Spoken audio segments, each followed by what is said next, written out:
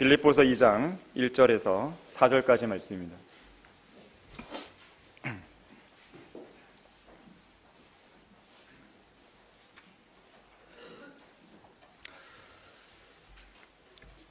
그러므로 그리스도 안에 어떤 격려나 사랑의 위로나 성령의 교제나 인정이나 자비가 있다면 같은 생각이 되어 같은 사랑을 가지고 하나 되고 한 생각이 되어 너희는 나의 기쁨을 이루라. 어떤 일도 다툼이나 허영을 따라서 하지 말고 오직 생각의 겸손함으로 남을 자신들보다 존중하고 각자 자기 일만 돌보지 말고 남의 일도 돌아보라. 네, 말씀을 위해서 같이 기도하시겠습니다.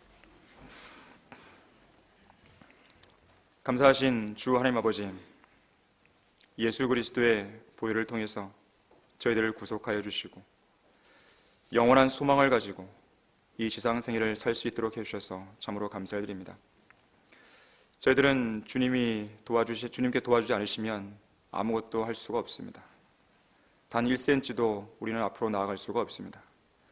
주님께서 허락하지 않으시면 그 어떤 것도 우리는 향유할 수가 없습니다.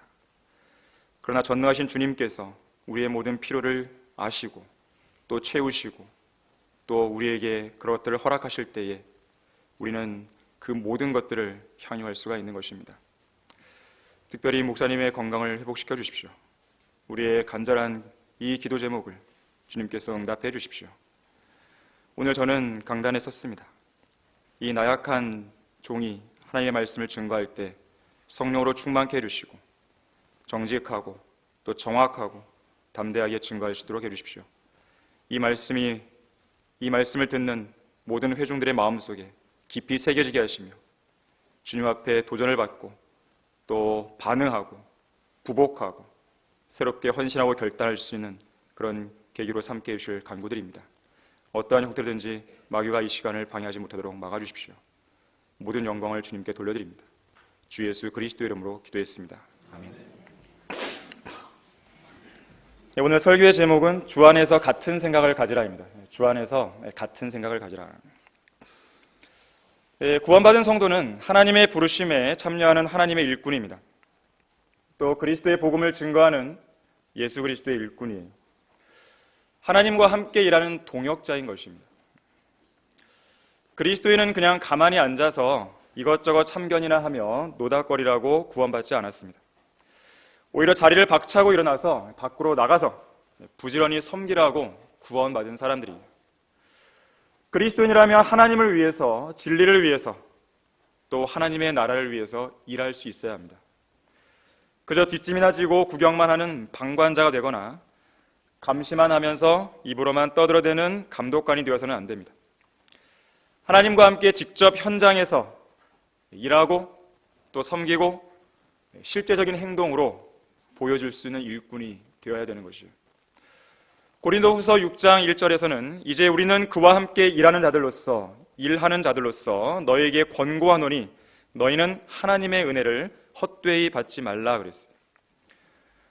다시 말해서 하나님을 위해서 아무 일도 안 하는 악하고 게으른 종들은 자기들을 구원하신 하나님의 은혜를 헛되이 만드는 죄를 짓고 있는 것입니다. 어느 누구보다도 주님을 위해서 열심히 수고했던 바울은 이렇게 고백했어요.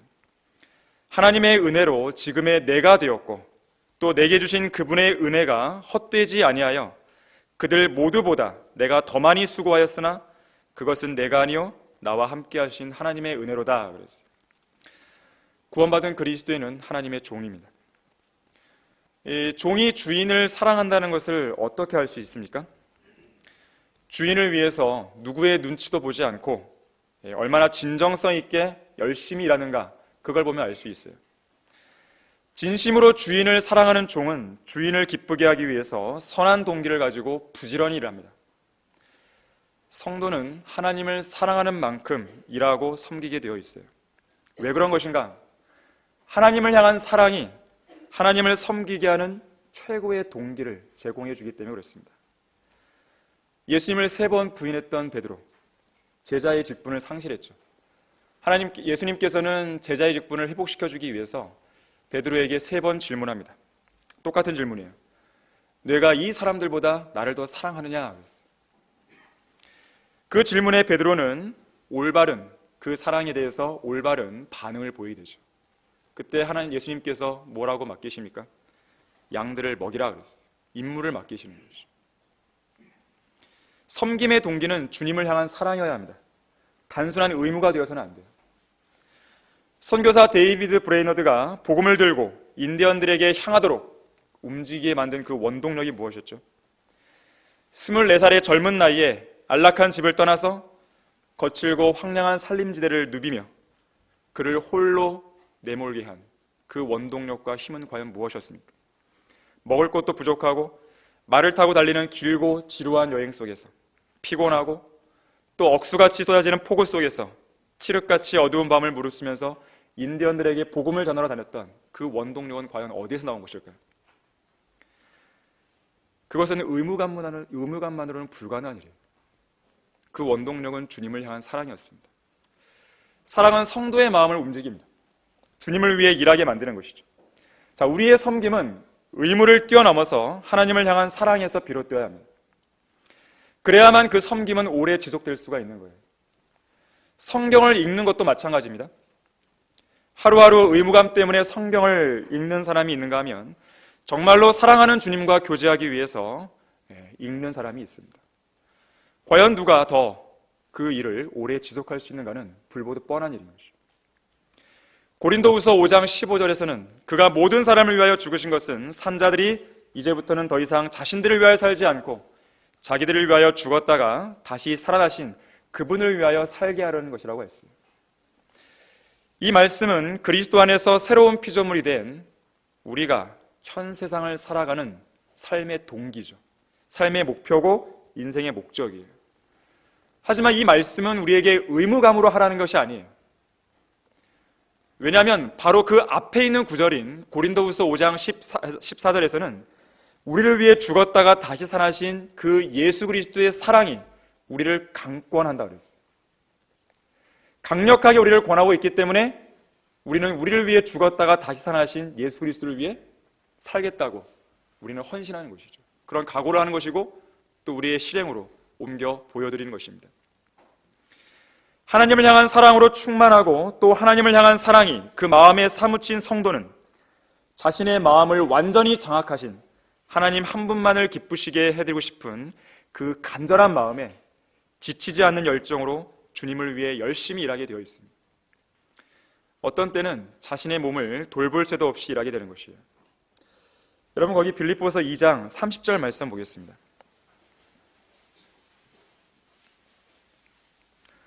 자, 그가 여기서 에파프로디도를 말하는데요. 바울의 동역자였죠. 그가 그리스도의 일을 위하여 거의 죽게 되었으나 자기 생명을 돌보지 아니하였으니 이는 나에 대한 너희 섬김의 부족함을 그가 채우려 함이라 그랬어요. 언젠가 러크만 목사님이 이와 연관해서 이렇게 말씀한 적이 있습니다. 성경대로 믿는 교회를 맡고 있는 목사들 중에 정말이지 때로는 개처럼 때로는 소처럼 앞만 보고 달리면서 줄기차게 일하지 않는 목사가 없다 그랬어요.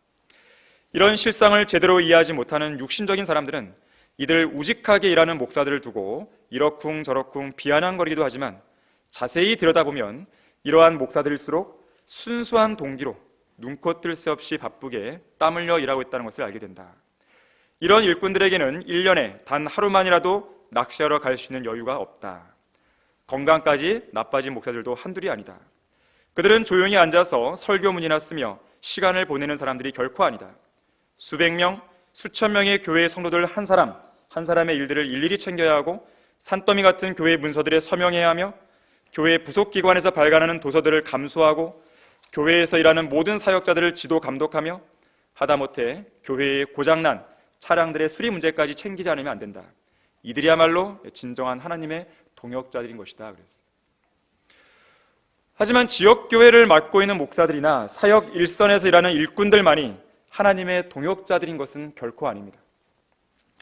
모든 그리스도인들이 하나님과 함께 일하는 동역자들임을 기억해야 돼요. 동역자는 한 가지 동일한 목적을 가지고 함께 일하는 사람이에요. 자, 그렇기 때문에 함께 일하는 사람들은 같은 생각, 같은 사랑, 하나의 마음, 하나의 믿음, 하나의 영으로 연합해야 돼요. 그렇지 못하면 추구하고자 하는 동일한 목적을 온전히 수행할 수가 없게 됩니다. 자, 빌립보서 1장 27절 말씀 보십시오. 오직 너희의 행위가 그리스도의 복음에 합당하게 되라. 이는 내가 가서 보든지 멀리 떨어져 있든지 너희가 한 영 안에 굳게 서서 한 마음으로 복음의 믿음을 위하여 함께 싸우고 있다는 소식을 듣고자 함이라 그랬어요. 지역교회가 강성해지기 위한 조건이 바로 여기에 있습니다. 모든 성도들이 한 영 안에 굳게 서서 한 마음으로 각자 자기가 해야 할 몫을 완수해야 되는 것이에요. 설령 그렇게 대단하지도 않고 지식이나 능력도 부족하고 겉으로 보기에는 보잘것없어 보이는 연약한 지체들이 할지라도 모두가 다 하나님의 사역에 필요한 동역자들입니다.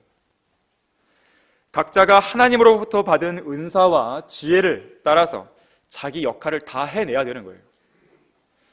이들 중에서 단 한 사람이라도 뒤로 빠지든지 뒤로 물러나 있든지 혹은 동역자로서의 임무를 소홀히 하고 있다면 교회는 그만큼 틈이 벌어지게 되어 있습니다. 그 부분이 약해질 것이고 아무런 힘도 발휘하지 못하는 그야말로 공동묘지가 되어버린 거예요. 살아있지가 못한 것이죠. 죽어있는 것이죠. 자, 이런 면에서 보면 같은 생각과 같은 사랑과 한 마음이 돼서 함께 일하는 그 자세는 지역교회가 온전한 사역을 수행함에 있어서 아주 중요한 요소가 되는 것이죠. 어떤 성도는 다른 부분에서는 출중했지만 이 조건을 갖추지 못한 결과 스스로 교만해져서 결국 교회를 대적하고 배교함으로써 믿음의 대열에서 떨어져 나가는 경우도 있어요. 사실 그리스도 안에서 사랑의 위로와 격려와 성령의 교제와 인정과 자비를 경험한 성도라면 같은 생각과 같은 사랑으로 연합하는 것이 결코 어려운 일이 아닐 것이에요.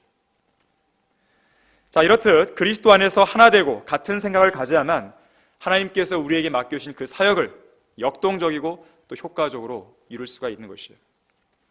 여러분 스스로가 자신 스스로를 하나님과 함께 일하는 동역자로 여긴다면 반드시 그렇게 하셔야 되는 거예요.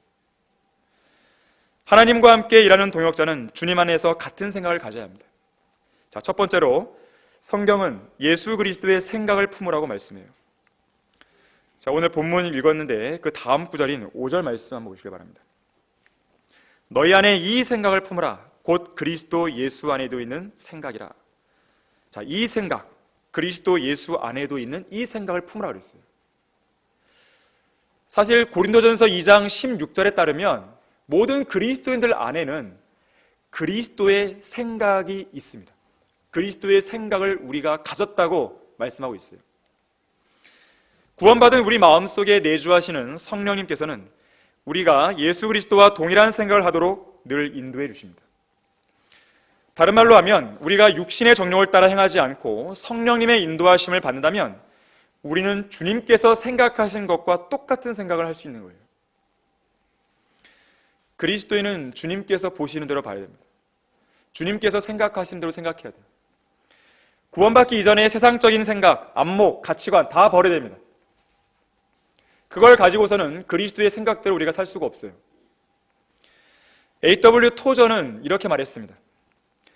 예수님께서 사랑하시는 것을 사랑하고 예수님께서 미워하시는 것을 미워하며 주님께서 귀하게 여기시는 것을 귀하게 여기는 사람, 자신의 지성까지도 그리스도께 굴복시키는 사람, 그 사람이 바로 영적인 사람이다 그랬어요. 그리스도인이라면 예수님께서 무엇을 사랑하셨고 또 무엇을 미워하셨는지 성경을 통해서 깨달아야 됩니다. 무엇을 소중히 여기셨고 무엇에다가 가치를 주셨는지 성경을 통해 아셔야 돼요. 그걸 알아갖고 그리스도의 마음과 생각을 본받을 수 있어야 됩니다.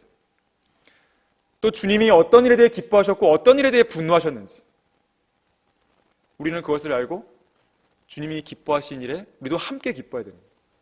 주님이 화를 내시는 일에 우리도 함께 화를 내야 되는 거예요. 그것이 그리스도인이에요. 하지만 오늘날 대부분의 그리스도인의 문제가 무엇이냐? 구원받았기 때문에 그리스도의 생각을 갖고 있어요. 하지만 그리스도의 생각대로 생각하지 않고 그리스도의 생각대로 행동하지 않고 있는 것이죠. 무슨 말이에요? 동상이몽하고 있는 거예요. 왜 그런 것인가? 마음과 생각을 새롭게 함으로써 변화를 받지 못한 데에 가장 큰 이유가 있습니다. 이런 성도들은 그리스도의 생각을 머릿속으로만 상상하는 거예요. 절대로 행동으로 나오지가 않습니다. 하지만 그리스도인은 구원받고 생각할 수 있는 이 두뇌를 새로 받은 게 아니에요. 새롭게 변화된 마음을 받은 것이죠. 하나님의 본성에 동참한 새로운 피조물입니다. 그래서 우리는 하나님의 본성에 순응해서 그리스도의 생각을 실행으로 옮김으로써 하나님의 선하시고 기뻐하시고 또 온전하신 뜻이 무엇인지 우리의 행동으로 보여드릴 수 있어야 돼요. 하나님은 그걸 보길 원하시는 거예요. 말로만 그리스도의 생각을 내가 가졌다고 나의 상상으로만 생각을 발전시키는 것, 그건 아무런 의미가 없는 것이죠. 그 생각이 여러분의 몸으로 행동으로 나와야 되는 것이죠. 그걸 하나님은 보길 원하시는 거예요. 우리 모두가 그리스도의 생각을 갖고 그 생각대로 행동할 수 있게 해달라고 우리는 하나님께 기도해야 됩니다. 다시 빌립보서 2장 5절로 돌아오시면 예수님께서는 친히 갖고 계셨던 그분의 생각을 실제 행동으로 옮기시는 모범을 보이셨어요. 무슨 말이냐면 그리스도 예수 안에 있는 생각은 뭐였냐면 겸손한 생각이었어요. 한마디로 말한다면. 근데 그 겸손한 생각을 십자가의 죽음에까지 낮아지심으로써 온전히 나타내신 것이죠. 예수님은 겸손한 분이셨어요. 나는 마음이 온유하고 겸손하니 내 멍에를 메고 나에게서 배우라 그랬어요. 겸손하신 예수님께서는 자랑하신 적이 없습니다. 자신의 출생에 대해 자랑한 적 없어요. 자신의 지식을 자랑한 적 없습니다. 자신의 외모에 대해 자랑한 적 없어요. 능력, 지성 자랑한 적 없습니다. 이유 없이 분노를 표출하신 적이 없어요. 하나님으로서의 신성을 갖고 계셨지만 그걸 자랑하지 않으셨어요. 특히 예수님의 겸손한 모습은 어디에서 절정을 이루냐면 바로 십자가의 죽음에서 절정을 이룹니다. 묵묵히 도살장으로 끌려가는 어린 양의 모습처럼 털 깎는 자들 앞에서 아무 소리도 내지 않고 아무 반항도 하지 않는 어린 양처럼 억압과 고난을 당하고 부당한 대우를 받아도 온 우주에서 가장 모순된 일을 겪었어도 입을 열지 않으신 채 십자가의 죽음에까지 묵묵히 자신을 낮추시고 순종하신 모습, 바로 거기에서 예수 그리스도의 겸손한 모습이 절정을 이루게 되는 거예요. 자, 본문 말씀 한번 읽어보겠습니다. 그는 하나님의 형체로 계심으로 6절입니다. 하나님과 동등하게 되는 것을 탈출하 생각지 아니하셨으나 오히려 자신의 영예를 버리고 종의 형체를 입으시어 사람들의 모습을 취하셨느니라. 그리하여 사람과 같은 모양으로 나타나셔서 자신을 낮추시고 죽음에까지 순종하셨으니 십자가의 죽음에까지라. 십자가의 죽음을 단순히 생각하면 안 됩니다. 이 죽음은 가장 극악한 범죄자로서 죽는 가장 치욕적인 죽음이에요. 온몸이 찢어지고 탈골되는 가장 고통스러운 죽음입니다. 전 인류에게 쏟아졌어야 할 하나님의 모든 진노와 저주의 무게를 그 한 몸으로 받아들이신 그 죽음이었어요. 하나님 아버지로부터 완전히 버림을 받아야 했던 바로 그 죽음이었어요. 뿐만 아니라 사망의 음침한 골짜기로 이어지는 지옥으로 내려가야만 했던 바로 그 죽음이었던 것입니다. 왜 예수님께서는 그런 십자가의 죽음을 마다하지 않으시고 그분의 겸손한 생각을 실행으로 옮기셔야만 했던 것인가? 이유는 단 한 가지죠. 벌레보다 못한 바로 우리를 구원하시기 위한 거예요. 우리를 구원하려면 이 방법밖에 없었기 때문에 그래요. 이것이 바로 갈보리 십자가를 통해 나타난 하나님의 사랑이죠. 우리가 아직 죄인이었을 때 그리스도께서 우리를 위하여 죽으심으로써 하나님께서는 우리를 향한 그의 사랑을 나타내셨다 그랬어요.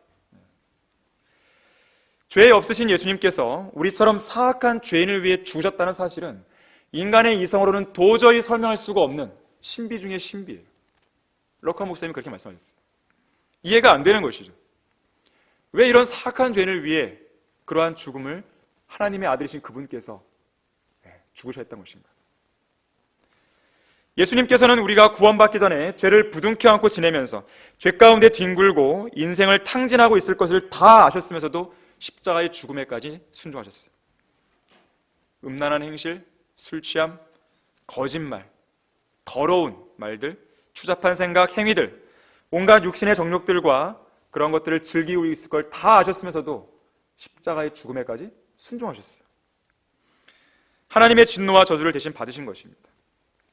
우리가 어떻게 주님을 대적하고 모독하며 또 어떻게 가증하고 혐오스러운 죄들을 저지르고 있을지를 다 아셨으면서도 십자가의 죽음에까지 낮아지셨던 것이에요.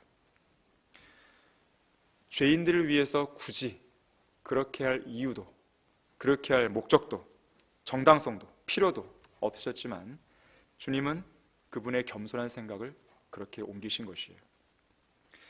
전 세계 75억 명의 인구 대부분이 우리가 지금 당장 죽어서 지옥으로 떨어진다 한들 그 어떤 관심이나 연민도 보이지 않을 것이지만 겸손하신 예수님께서는 우리를 위해 친히 십자가에 못 박혀 죽으심으로써 인류의 구속주가 되신 것이에요. 예수님께서 그분의 겸손한 생각을 십자가의 죽음에까지 순종하시는 실행을 통해 보여주신 바로 그 사랑은 단순한 사랑과 은혜로 설명할 수가 없는 것입니다. 그래서 우리가 찬송가들을 보게 되면 하나님의 놀랍고 그 크신 사랑을 계속해서 노래하는 것을 보게 되죠. 많은 부분에서 이야기하는 것입니다. 누군가가 그렇게 얘기했어요. 하나님의 사랑은 폭우처럼 우리를 휩쓸어 간다. 수로처럼 우리의 가는 길을 둘러막습니다. 우리가 혹시라도 죄를 지으려 갈 때에 막아버리는 것이죠. 그 사랑으로. 배양처럼 충만함으로 우리를 감싼다. 보호해 주시는 것이죠. 사랑은 우리를 움직이는 원동력이다 그랬어요. 우리의 활동을 제한하는 범위다 그랬어요. 너 거기까지만 가. 우리를 부요하게 하는 충만함이다 그랬어요. 하나님의 사랑이 인간의 사랑 정도로 그렇게 취급할 수 있었던 것이라면 결코 주님은 죽으실 수가 없었던 것이죠. 죽으실 수 없었죠. 하지만 그것을 초월하는 풍성한 사랑이었기 때문에 십자가의 죽음을 죽으셨던 것입니다. 시편 40편 5절에서는요. 오 주 나의 하나님이여 주께서 행하신 주의 경이로운 일들이 많으며 우리를 향하신 주의 생각도 많나이다. 내가 그것들을 선언하고 말하려 하나 주께 정연하게 헤아려 드릴 수도 없고 많아서 셀 수도 없네다 그랬어요. 시편 92편 5절에서는 오 주여 주의 역사들이 어찌 그리 위대하신지요 주의 생각들도 심히 기쁘시나이다 그랬어요. 시편 139편 17절에서는 오 하나님이여 주의 생각들이 내게 또한 얼마나 귀중한지요 그 수가 얼마나 많은지요 그랬어요. 십자가의 죽음에까지 낮아지신 예수 그리스도의 생각, 그 겸손한 생각이야말로 하나님의 그 수많은 생각들 중에서 가장 경이로운 생각이고 가장 심오하고 깊은 생각이며 죄인인 우리에게는 가장 고귀한, 가장 귀중한 생각이었던 것이에요. 이처럼 하나님의 구원 계획을 믿음으로 받아들인 우리 그리스도인들은 바로 이 생각을 품고 있는 사람들입니다. 예수 그리스도의 생각을 마음속에 지니고 있는 사람들이에요. 자, 그러한 생각을 가진 우리에게 예수님께서는 이렇게 물으시고 계시는 거예요. 내가 너를 위해서 겸손한 생각을 실행에 옮김으로써 나의 몸을 내어 주었는데 너 역시 나를 위해서 뇌 안에 있는 그리스도의 생각을 실행에 옮김으로써 너의 몸을 바칠 수 있겠느냐? 우리 모두에게 묻는 질문이에요. 우리의 구속을 위해 반드시 필요한 그 몸을 예수님께서 내어주셨듯이 예수님께서 우리의 몸을 필요로 하신다면 여러분은 그 몸을 기꺼이 바치실 준비가 되어 있으세요? 독일의 모라비안 형제단을 이끌었던 진젠도르프 백작이 있습니다. 한 번은 대학을 졸업하고 여행하던 중에 뒤셀도르프 미술관에서 도메니코 페티가 그린 그림, 제목이 뭐였냐면 보라 이 사람이로다 라는 제목이에요. 바로 예수님에 대한 그림입니다. 이 제목이 붙은 그림 앞에서 발걸음을 멈춘 적이 있었습니다. 이 그림을 주의 깊게 보다가 이 그림 아래에 아주 짧지만 아주 강력한 글귀에 시선이 멈추게 돼요. 거기에는 뭐라고 써있냐면 나 너를 위해 목숨을 주었건만 너 무엇 주느냐 그랬어요. 이 글의 강한 찔림과 도전을 받은 진젠도르프 백장은 즉시로 그 자리에서 하나님께 무릎 꿇고 헌신하게 됩니다. 그로부터 300년이 흘렀어요. 독일로 유학을 온 영국의 한 여성이 똑같은 이 그림 앞에서 인생이 완전히 뒤바뀌는 경험을 하게 됩니다. 이 여인 역시나 예수님께서 자기 자신을 위해 모든 걸 주셨는데 나는 주님을 위해서 무엇을 하고 있지? 이 질문이 그의 마음속에 딱 들어왔을 때에 주님 앞에 부복하지 않을 수가 없었던 것이죠. 그리고 회심을 하게 되었고 그의 인생은 180도로 완전히 바뀌게 됩니다. 그녀의 이름이 바로 프란시스 하버갈이었고 찬송가 348장 내 너를 위하여 몸을 주고 피를 흘렸건만 너는 나를 위해 무엇하고 있느냐, 그 찬송 시를 작사하게 되는 것이죠. 그 옛날 신실한 믿음의 성도들은 고문을 당하면서도 굳이 피하려 하지 않았고 잔혹한 조롱과 채찍질의 시련과 결박, 감옥에 갇히는 것, 돌로 맞고 톱으로 켜지고 시험을 당하고 칼로 살해되고 동물의 가죽을 쓴 채 궁핍과 고난과 학대를 당하면서도 우리를 위해 몸을 내어주신 예수 그리스도와 진리의 말씀을 지키기 위해서 순교의 죽음을 마다하지 않았던 거예요. 자신의 몸을 기꺼이 내어드렸습니다. 자신 안에 있는 그리스도의 생각을 자신의 순교를 통해서 입증해 보였던 것이죠. 물론 자기 몸을 드리는 헌신이 말처럼 쉬운 건 아니에요. 우리는 그런 성도들의 용기, 순교, 믿음 있는 결단, 이런 걸 보면서 어떻게 보면 가볍게 살펴보고 넘겼을지 몰라요. 그건 결코 쉬운 결정이 아니었습니다. 하지만 그렇게 해야 하는 것이 하나님의 뜻이었고 신실한 그 성도들은 그 뜻에 순종했던 거예요. 그게 전부였습니다.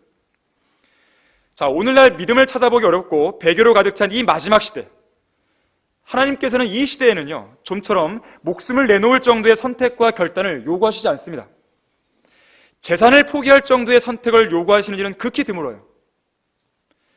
우리 중 그 어느 누구에게도 목숨을 내놓을 정도의 헌신을 요구하신 적이 없습니다. 왜 그런 것인가? 하나님은 이 배교의 시대를 잘 아시는 거예요. 이 배교의 시대에는 대부분의 성도들이 그렇게 결단할 수도 없을 거라는 것을 주님은 너무도 잘 아시기 때문에 그렇습니다. 이 시대에 순교자가 나오지 않는 건 당연한 일이에요. 어찌 보면 비참한 일이지만 그게 오늘날의 현실이에요. 자, 이런 상황에서 하나님께서 우리에게 성경을 읽고 기도하는 시간을 더 내라고 요구하시는 것이 과연 부당한 요구예요? 지옥으로 향해 달려가는 죄인들을 한 명이라도 더 건져내서 그 일에 시간을 쓰라는 것이 과연 부당한 요구가 될까요? 과연 그런 일이 우리의 목숨을 거는 일인 만큼 갈등이 되고 선택하기가 어려운 문제인가요? 부지런히 성경을 공부하고 주님의 신실한 일꾼으로 준비하라고 하시는 것이 과연 부당한 요구일까요? 다소 불편을 감수하고서라도 우리의 몸을 드리라고 하는 것이 과연 우리에게 큰 부담이 될 정도로 목숨을 걸 만큼 그렇게 부당한 요구로 다가오는 것입니까? 과연 그렇게 생각하는 것이, 그것이 부당하다고 그렇게 생각하는 것이, 착각하는 것이 과연 풍성한 은혜와 무한한 사랑을 베푸신 하나님을 향한 합당한 처신이고 또 합당한 응답이라고 말할 수 있을까요?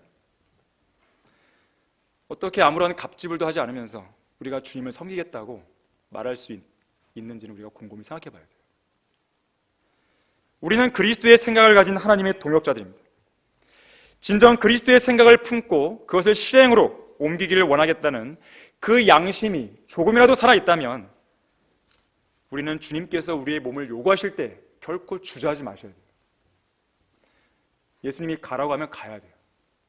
멈추라면 멈춰야 돼요. 들어가라면 들어가야 돼요. 나오라면 나와야 돼요. 이걸 말하라면 말해야 돼요. 입을 다물고 있으라면 입을 다물고 있어야 돼요. 그것이 우리가 해야 될 일입니다. 주님께서 우리를 본향으로 부를 때까지 어떤 손해가 따라온다 하더라도 그거에 우리는 개의치 말고 주님께서 지시하신 그것을 해야 돼요. 또 있으라고 한 그 장소에 있어야 되는 것입니다. 그것이 그리스도의 생각을 가진 그리스도인들의 본분이에요.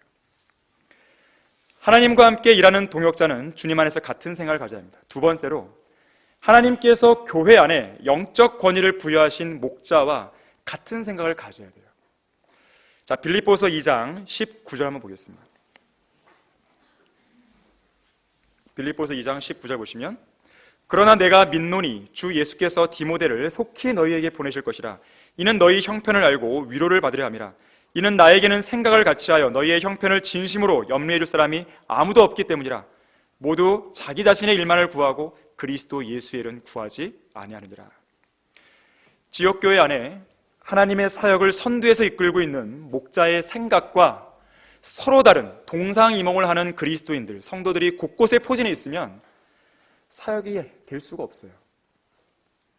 된다 하더라도 시간은 지체됩니다. 더 나아가서는 그 교회가 붕괴되는 게 시간 문제죠. 바울이 1차 선교 여행 때 선교 여행 도중에 돌아온 마가 요한이 있죠. 이 마가 요한 때문에 나중에 2차 선교 여행 때 어떤 일이 벌어져요? 바울과 바나바스의 심한 갈등과 대립이 생기죠. 물론 마가 요한은 극적으로 나중에 회복이 됩니다. 그리고 사도 바울과 동역자로서의 관계가 정상화되는 것이죠. 하지만 회복이 안 된 사람도 있어요. 바로 데마가 그렇죠. 데마는 세상을 사랑한 결과 결국에는 바울을 완전히 떠나버립니다. 어디를 보더라도 데마가 회복됐다는 간증은 없어요. 결국 그렇게 인생을 마감한 거예요. 요한 3서 1장 9절과 10절에서는 디오트레페라는 교만한 사람이 나오죠. 같은 생각을 저버린 사람이에요. 지역교회를 망가뜨린 사람입니다. 주제넘게 행한 사람이 으뜸이 되기를 원했어요. 결국 그 결과 성도들을 영접하지 않았고 성도들을 영접하려는 자들을 방해하고 내어쫓았어요. 심지어 그들을 악한 말로 헐뜯기까지 합니다. 그 사람은 우리 모두가 하나님과 함께 일하는 동역자라는 사실을 까맣게 잊어버린 고집센 독불장군이에요. 반면에 바울과 같은 생각을 가짐으로써 신실하게 동역했던 사람들도 있습니다. 우리가 지금 읽었던 디모데가 대표적이에요. 디모데는 대단한 동역자였습니다. 바울이 복음으로 낳은 영적 아들이었고 영적인 아버지 바울과 함께 복음 안에서 신실하게 섬겼어요. 거기 본문 22절 한번 보십시오. 그러나 너희는 디모데의 증거를 안 하니 마치 아들이 아버지와 함께 섬긴 것처럼 그가 복음 안에서 나와 함께 섬겼느니라 그랬어요. 아들이 아버지와 함께 섬긴 것처럼 나와 함께 섬겼다. 고린도전서 4장 17절에서는 디모데는요 바울이 가르친 대로 사겠다 그랬어요. 또 바울이 가르친 대로 권면했다 그랬어요. 고린도전서 16장 10절에서는 하나님의 사역에 관한 한 바울이 일했던 방식 그대로 따라하면서 열심히 수고했다고 평가하고 있습니다. 심지어 다른 성도들을 위로하는 데 있어서는 정말 탁월했어요. 구원받은 지 얼마 안 된 이 데살로니가 교회 성도들이 있잖아요. 진리로 인해서 고난을 받고 있었습니다. 바울이 염려가 됐겠죠. 과연 잘 견디고 있을까? 그걸 알아보라고 디모데를 시킵니다. 디모데가 가서 뭐 했는가? 단순히 상황만 알아본 것이 아니라 그들의 상황을 알아볼 뿐만 아니라 그들을 정말로 강력하게 세워줍니다. 격려해주고. 그만큼 그 부분을 온전히 감당했던 것이죠. 빌립보서 2장 19절에서 24절까지 전반 내용, 저기 내용을 보게 되면 하나님의 사역에 최우선을 둘 만큼 자기 자신의 일에 얽매이지 않았어요. 심지어요 다른 성도들의 형편까지 진심으로 염려해 가면서 그들을 돌아본 신실한 동역자였습니다. 사도 바울은 디모데를 가리켜 뭐라고 소개하냐면 나의 동역자를, 나의 동역자. 얼마나 각별했으면 그랬을까요? 나의 동역자. 이처럼 지역교회 안에는 디모데와 같은 동역자들이 필요해요. 심지어 바울에게는 바울을 위해서 자기들의 목을 내놓은 사람도 있었어요. 바로 프리스킬라와 아킬라 부부가 그랬죠. 뿐만 아니라 같은 생각으로 함께 기도로 분투했던 성도들도 있었습니다. 뿐만 아니라 빌립보 교회 성도들은요 그들에게 복음이 처음 전해졌던 때부터 바울이 지금 빌립보서를 쓰는 이 시점까지 무려 12년의 기간 동안 복음에 동참했던 성도들이었어요. 바울과 함께 같은 생각을 가지고. 거기 빌립보서 1장 5절 한번 보십시오. 첫날부터 지금까지, 자, 복음이 그들에게 전해진 첫날부터 지금, 이 서신이 쓰여지는 바로 지금까지 너희가 복음에 동참했다 그랬어요. 복음에 동참했다는 것은요 바울이 전파했던 복음과 진리를 믿은 거예요. 마음으로 받아들인 것이에요. 받아들였을 뿐만 아니라 그들 스스로도 그들이 들었던 이 복음을 증거로 갔겠죠. 전파로 갔겠죠. 복음에 동참한 거예요. 또 누군가가 바울을 음해하거나 바울을 나쁜 말로 왜곡시키거나 한단 말이에요. 그러면 이 빌립보 성도들은 바울을 오히려 지지해 주는 거예요. 공식적으로. 바울 편이 돼서. 심지어 재정적으로도 지원했고요. 여러 가지로 협력하는 것을 보게 됩니다. 또 바울에게 문제가 있는 것 같다 싶으면 진심으로 염려해 주기도 하는 거예요. 선한 영적인 부담감으로 늘 동행했습니다. 에파프로디도도 그런 사람 중에 하나였습니다. 빌립보서 2장 25절 보십시오. 이 에파프로디도에게는요 상당히 많은 타이틀이 붙어 있어요. 또한 나는 에파프로디도를 너희에게 보내는 것이 필요하다고 생각하노라. 그는 나의 형제요. 혈로나 육신의 뜻으로 맺어진 관계가 아니라 영적인 혈연 관계로 맺어진 형제죠. 또 동역자, 같은 생각을 따라서 함께 일하고 함께 사역하는 하나님의 동역자. 전우, 함께 싸우는 사람, 너희의 사자, 빌립보 교회 성도들을 위한 메신저죠. 나의 필요를 공급해주는 일꾼, 필요를 공급해줍니다. 목마른 혼에게 필요한 냉수를 주듯이 성도들의 필요를 적합한 말씀들로 제때에 채워주는 신실한 일꾼. 심지어 26절도 보세요. 이는 그가 너희 모두를 그리워하고 그가 아프다는 것을 너희가 들었으므로 심히 근심하였습니다. 그가 정녕 병들어 죽게 되었으나 내가 슬픔 위에 슬픔을 당하지 않도록 하나님께서 그에게 자비를 베푸셨으니 그에게뿐만 아니라 나에게도니라. 26절을 잘 보시면 에파프로디도는 빌립보 성도들을 그리워했어요. 그리고 병들게 되었는데 자기가 자신이, 근데 아프게 되었음에도요 자기가 아픈 것 때문에 스스로를 염려한 게 아니라 오히려 자기가 아픈 것을 염려하게 될 빌립보 성도들로 인해서 근심한 것을 보게 됩니다. 상당히 성숙한 성도였던 것이죠. 30절에 보니까 그리스도의 일을 구했고 자기 생명을 돌보지 않았어요. 거의 죽을 지경까지 갔었습니다. 자, 그렇다면 왜 동일한 지역교회 안에서도 이렇게 목자와 같은 생각을 갖고 동역하는 성도가 있는가 하면, 한편으로는 다른 생각을 가짐으로써 교회의 사역을 약화시키는 성도가 있는 것인가? 과연 이유가 무엇인가? 하나님께서 세우신 목자로부터 배우지 못했기 때문에 그렇습니다. 빌립보서 4장 9절에서는요 너희는 또한 나에게서 배우고 받고 듣고 본 이런 일을 행하라 그랬어요. 하나님께서 세우신 이 지역교회 목자로부터 우리가 배운 것이 있고 받은 것이 있고 들은 것이 있고 본 것이 있다면 행해야죠. 히브리서 13장 7절만 찾아보겠습니다. 히브리서 13장 7절 말씀 보겠습니다.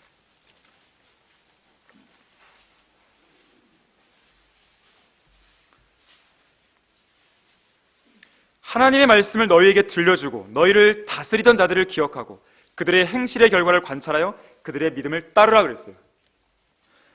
우리에게 하나님의 말씀을 들려주고 영적 권위를 가지고 다스린 목자가 누구십니까?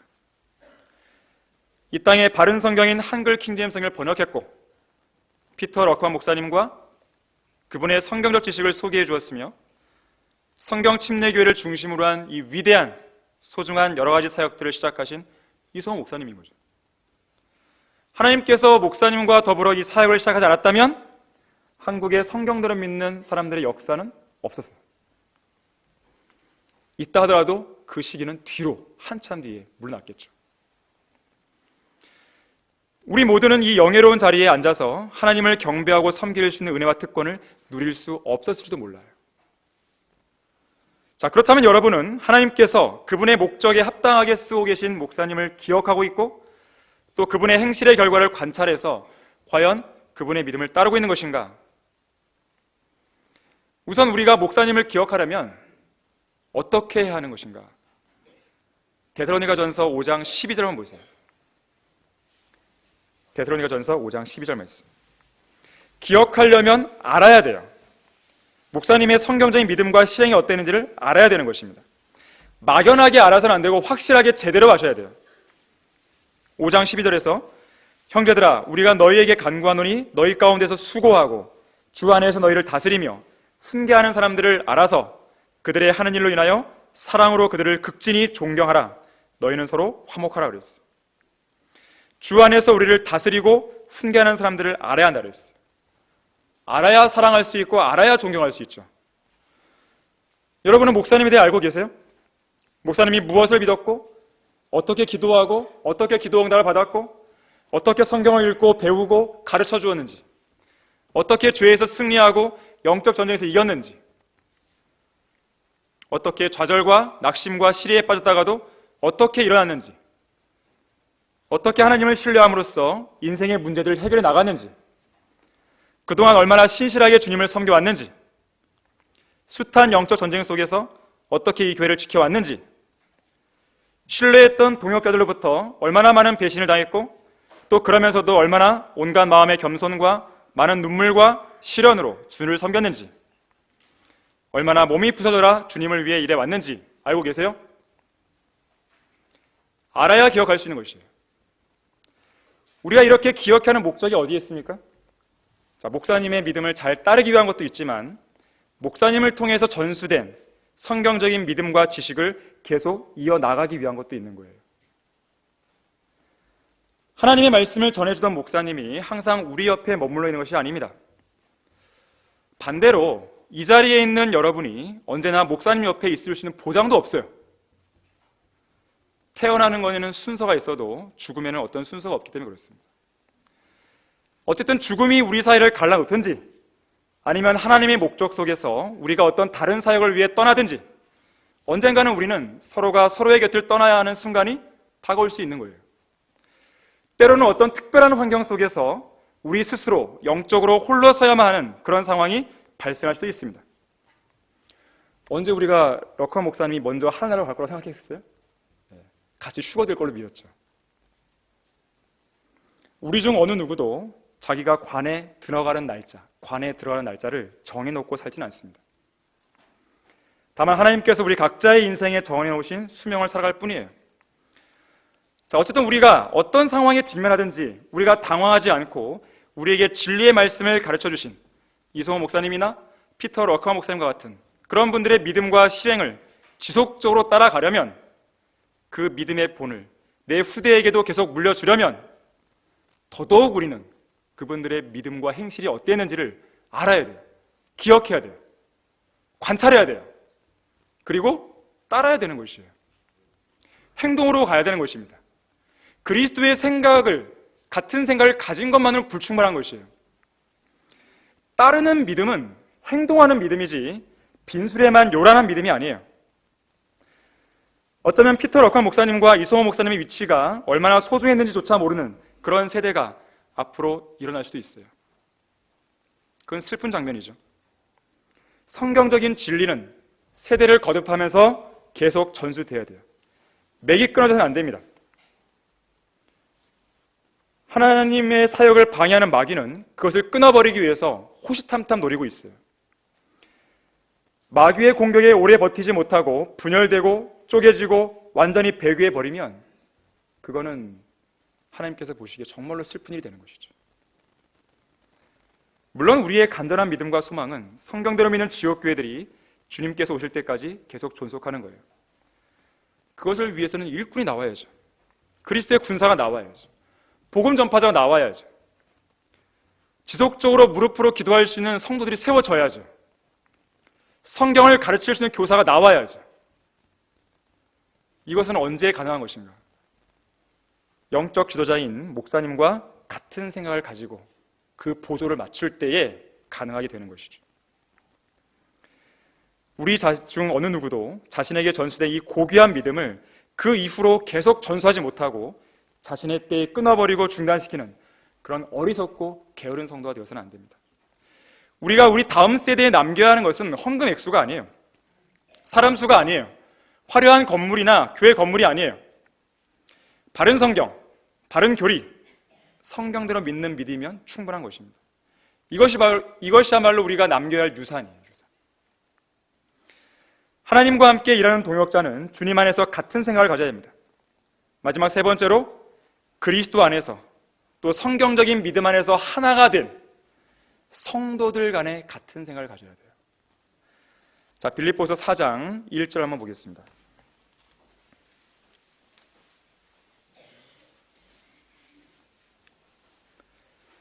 그러므로 나의 참으로 사랑하고 사모하는 형제들아, 나의 기쁨이요 면류가 아닌 나의 참으로 사랑하는 자들아, 주 안에서 이처럼 굳게 서라. 내가 유오디아에게 권하며 순두케에게도 권고하노니 주 안에서 같은 생각을 가지라. 내가 또한 참된 동지인 너희에게 청하노니, 동역자란 말이죠. 복음 안에서 나와 함께 애쓰고 또 클레메와 나의 다른 동료들과도 함께 수고한 이 여인들을 도우라. 그들의 이름이 생명의 책에 있느니라. 이 여인들이 누구예요? 바로 2절에서 말하는 유오디아와 순두케입니다. 이 두 여인은 그 이름이 생명책에 기록되어 있을 만큼 구원받은 성도들이었어요. 구원받았을 뿐만 아니라 잘 보시면 복음 안에서 바울과 함께 애썼고 바울의 동료들과도 함께 하나님의 사역에 수고했던 자매들이었어요. 그런데 이들에게 주어진 권면이 뭐예요? 같은 생각을 가져라. 아마도 이 두 자매는 지역교회 안에서 서로 다른 생각을 가지고 다투었던 것으로 보입니다. 이런 모습은 지역교회 안에서 자주 일어나는 모습이기도 하죠. 왜 일어나는 것인가? 우리 안에 틈을 비집고 들어오는 마귀가 있기 때문에 그렇습니다. 그래서 때로는 다른 성도들과 함께 서로 다른 생각과 견해로 논쟁을 벌이기도 하고, 때로는 서로의 모습에 대해 실망도 하고, 때로는 서로 용서하지 못하고 불평과 원망을 하는 가운데 서로 간의 교제를 회피하기도 합니다. 어떻게 그럴 수 있는가라고 생각하기 쉽지만 그런 일들이 나타나는 것이에요. 서로 간에 한 번 마음이 틀어지면 아예 눈도 마주치지 않는 지체들도 있어요. 자, 이런 사람들에게 필요한 권면이 뭐예요? 주 안에서 같은 생각을 가져요. 하나님과 함께 일하는 동역자로서 같은 생각을 가져야 됩니다. 두 사람이 동의하지 않고서는 함께 걸어갈 수 없어요. 자, 이 사역은 어느 한 사람만의 몫이 아닙니다. 모든 성도들이 제 몫을 다하고 같은 생각으로 움직일 때에 완성할 수가 있는 것이에요. 우리 중에 단 한 사람이라도 다른 생각을 가지고 이 사역에 동참한다, 성도들 간에 그런 생각을 갖고 있다, 그런 분열이 있다, 그거는 사역을 얼마 진전 못 시키는 거예요. 오히려 약화시키는 것입니다. 에베소서 4장 2절에서는 모든 겸손과 온유와 오래 참음과 사랑 가운데서 서로 용납하라 그랬어요. 만일 우리 중에 어떤 성도가 누군가와 더불어서 이 유오디아와 순두케의 그런 관계와 같은 갈등을 빚고 있다면 이 말씀의 권면대로 먼저 낮아져야 돼요. 자기 스스로 겸손해야 됩니다. 자신과 갈등을 빚고 있는 그 상대방을 생각의 겸손함으로 자신보다 존중하면 돼요. 로마서 12장 16절에서는 서로 같은 생각을 품고 높은 것들을 생각하지 말며 낮은 데 처한 사람들과 같이 하고 스스로 지혜 있는 체 하지 말라 그랬어요. 겸손하면 하나님이 문제를 해결해 주십니다. 내가 설령 억울하다 하더라도 하나님이 해결해 주시는 거예요. 겸손한 생각은 많은 문제들에 있어서 굉장한 치료약이라는 격언이 있어요. 겸손한 생각은 우리가 앞에서도 봤지만 예수님께서 친히 보여주신 모범이에요. 이미 사랑 안에서 서로 용납하는 문제. 사실 형제자매 사이의 관계는 잘잘못을 따지는 관계가 아니에요. 하나님께서 예수 그리스도의 보혈을 통해서 우리를 있는 그대로 받아주셨듯이 형제자매들끼리도 서로 간에 있는 그대로의 모습으로 받아주고 용서할 수 있어야 돼요. 유오디아는 순두케를, 순두케는 유오디아를 이해하고 용서하며 받아줘야 됩니다. 이것이 동역자들 간의 나누어야 할 진정한 사랑이에요. 있는 그들의 모습을 예수 그리스도의 보혈을 통해서 용납할 때 그것이야말로 진정한 사랑이라고 이야기할 수가 있어요. 특히나 에베소서 4장 3절에서는 화평의 띠 안에서 성령의 하나됨을 지키도록 열심히 노력하라 그랬어요. 그냥 지켜라 안 그랬어요. 노력하라 그랬어요. 왜 노력해야 되는 것인가? 그만큼 이게 힘든 문제예요, 사실은. 그만큼 힘든 건 이유는 또 뭐예요? 마귀가 있기 때문에 그런 것이에요. 왜 마귀는 그런 것인가? 하나됨을 무너뜨림으로써 사역을 못하게 하는 것이에요. 교회를 망가뜨려 버리는 것이에요. 성도들 간에 다른 생각을 가지고 있다. 그걸 기억하셔야 돼요. 나의 다른 생각으로 인한 이런 갈등이 지금 바로 이 교회의 사역을 무너뜨려 있구나. 이걸 인지하셔야 되는 거예요. 작은 것에 연연하지 마십시오. 큰 사역을 보셔야 되는 거예요. 하나님께서 우리에게 주신 사역이 얼마나 위대하고 소중한지를 그걸 먼저 보셔야 되는 것이죠. 그걸 본다면 사소하게 빚어지는 그런 갈등으로 인해서 왈가왈부할 이유가 없는 것이에요. 내려놓으셔야 되는 것이죠. 겸손함, 생각의 겸손함으로. 특히나 바울은요, 빌립보 교회의 나머지 모든 성도들에게 이 두 여인 사이의 갈등을 마냥 지켜봐라 그렇게 안 했어요. 심지어 편을 갈라서 한 편은 유오디아 편, 다른 한편은 순두계 편, 이렇게 서라고도 하지 않았어요. 유오디아를 중심으로만 교제하고 순두케를 중심으로만 교제하고 끼리끼리 하고 그렇게 하지 말라고 그랬습니다. 그렇게 하라는 말 없어요. 오히려 뭐라 그래요?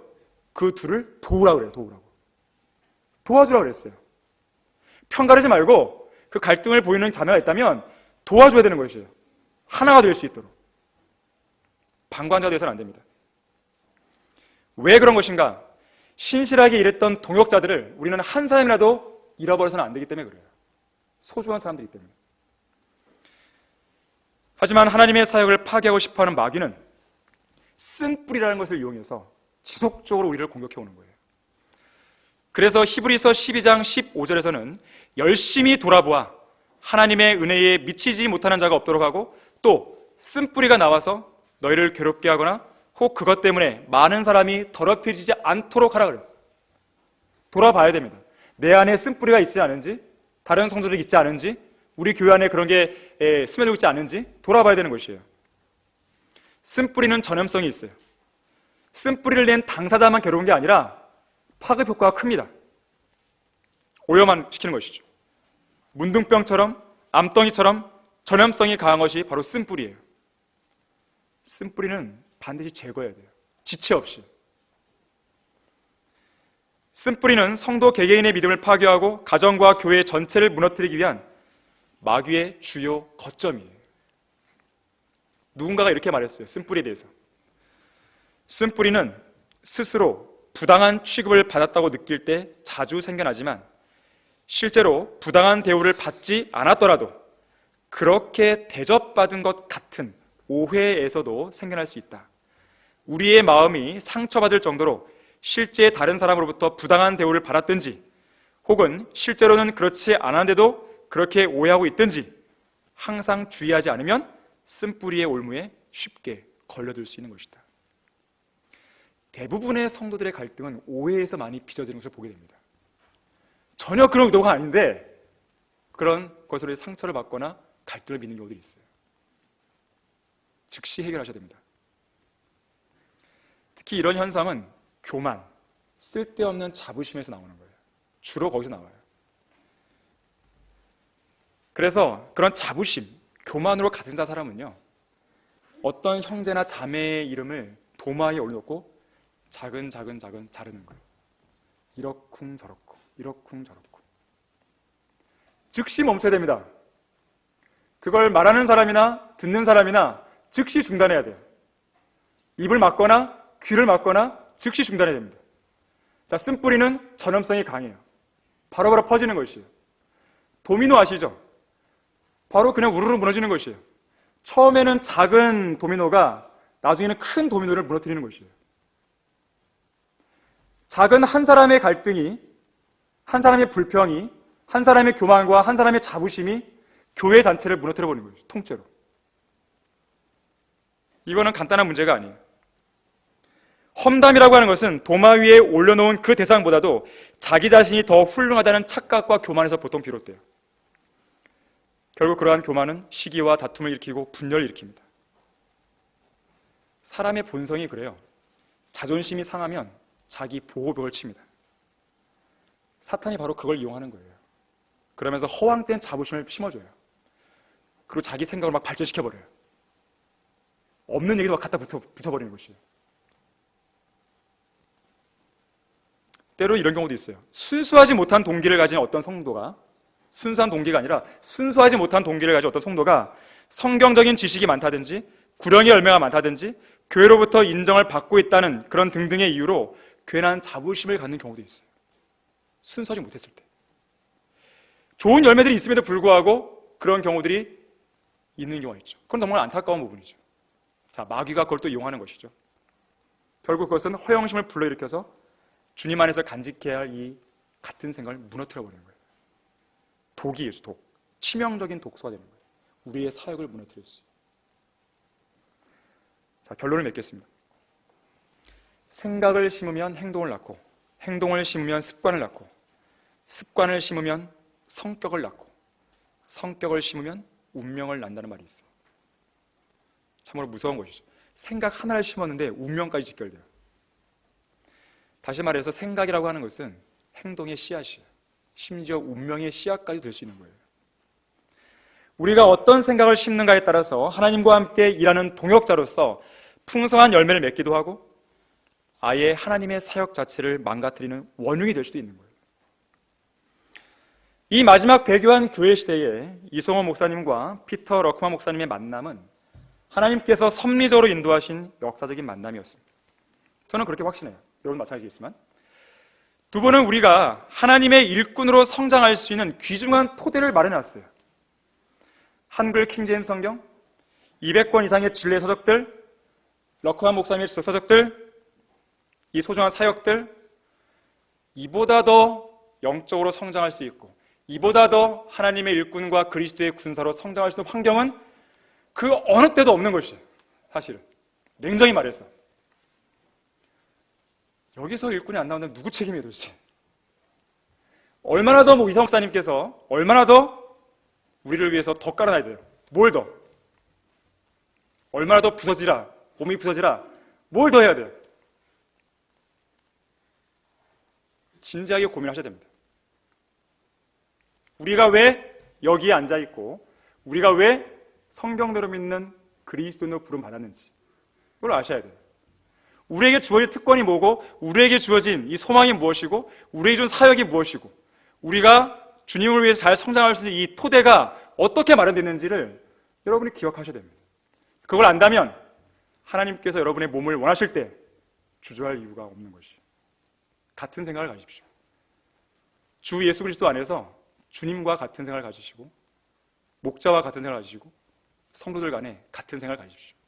그럴 때에 하나님께서 우리 교회를 갖고 계신 그 위대한 목표와 그 계획과 목적이 또 여러분 각자를 향한 그 목적과 계획이 온전히 수행될 수 있는 것이죠. 이러한 마음을 여러분 마음속에 잘 새기시기 바랍니다. 자, 기도하겠습니다.